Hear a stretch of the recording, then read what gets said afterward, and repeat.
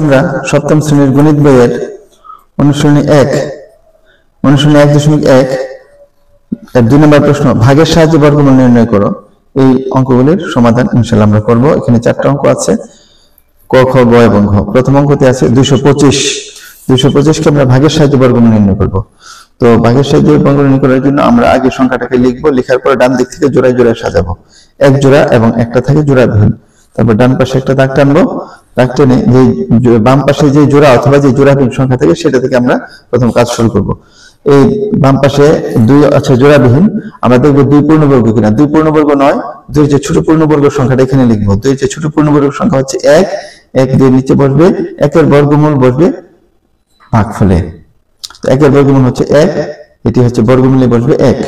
এখন আমরা বিয়োগ করে দেবো। আমি আবার বলছি, বাম পাশের জোড়া অথবা বাম পাশের জোড়াবিহীন সংখ্যা থেকে শুরু করব। আমরা দেখতে পাচ্ছি এখানে 2 আছে, 2 পূর্ণবর্গ নয়, সুতরাং এর চেয়ে ছোট পূর্ণবর্গ। যদি সে পূর্ণবর্গ হতো তো সরাসরি তার বর্গমূল এখানে বসে যেত। যেহেতু সে পূর্ণবর্গ নয়, তার চেয়ে ছোট পূর্ণবর্গ সংখ্যা 1, 1 এখানে বসলো, আর 1 এর বর্গমূল 1 বর্গমূলে বসলো। বিয়োগফল হচ্ছে 1। এখন আমরা বাম পাশে দাগ টানবো, দাগ টেনে এখানে যা আছে তার দ্বিগুণ এখানে বসবে, 2 দ্বারা গুণ করে। 1 কে 2 দ্বারা গুণ করলে হয় 2 একে 2, 2 এখানে বসলো, এই জোড়াটা এখানে নেমে আসবে 25। এখন আমরা 2 এর পরে একটা একটা সংখ্যা বসাবো, 1 বসাবো। 1 বসালে যত বসাবো তত দ্বারা গুণ করবো। আমরা যদি 2 এর পরে 1 বসাই তাহলে 1 দিয়ে গুণ করবো, 21 হয়। কিন্তু এখানে আছে 125, তো আমরা 2 দিয়ে গুণ করলে হয় 22 দুগুণে 44, 3 দ্বারা গুণ করলে হয় 3 × 69, 4 বসায় 4 দ্বারা গুণ করলে হয় 96, তাও হয় না।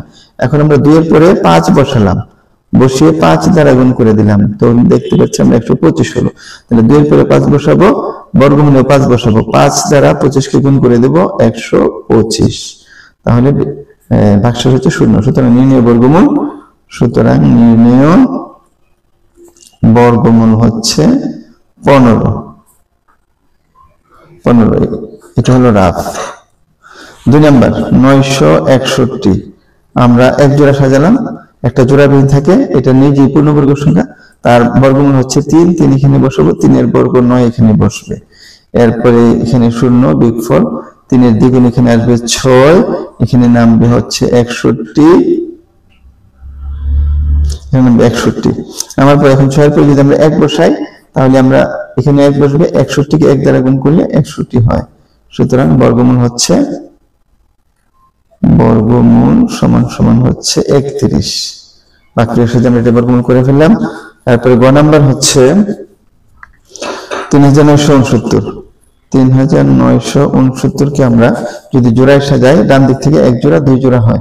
প্রথম জোড়াটা, বাম দিকের জোড়াটা হচ্ছে 39, এটা পূর্ণবর্গ নয়, এর চেয়ে ছোট পূর্ণবর্গ হচ্ছে 36, তার নিচে বসবে, 36 এর বর্গমূলে বসবে, 6 এর বর্গ 36। বিয়োগ করে দিলাম, বিয়োগফল হচ্ছে 3। বাম পাশে দাগ টানবো, 6 এর দ্বিগুণ এখানে আসবে, 6 এর দ্বিগুণ হচ্ছে 12।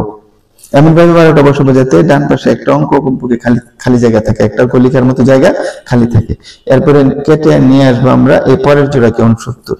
এখন আমরা এখানে যদি 1 বসাই, 12 পরে 121 কে 1 দ্বারা গুণ করলে 121 হয়, 2 দ্বারা গুণ করলে 244 হয়, তাও ছোট হয়ে যায়। 3 দ্বারা যদি আমরা গুণ করি, 3 বসাই, এখানে 3 বসাই, 3 দ্বারা 123 কে গুণ করলে 3 × 9, 3 দুগুণে 6, 3 একে 3 মিলে যায়। সুতরাং নির্ণেয় বর্গমূল সমান হচ্ছে 63। এবং সর্বশেষটা হচ্ছে 10404, যেটা আমরা ডান দিক থেকে যদি জোড়ায় সাজাই, 1 জোড়া 2 জোড়া এবং একটা থাকে জোড়াবিহীন। 1 নিজে একটা পূর্ণবর্গ সংখ্যা, তার বর্গমূল হচ্ছে 1, 1 এর বর্গ হচ্ছে 1।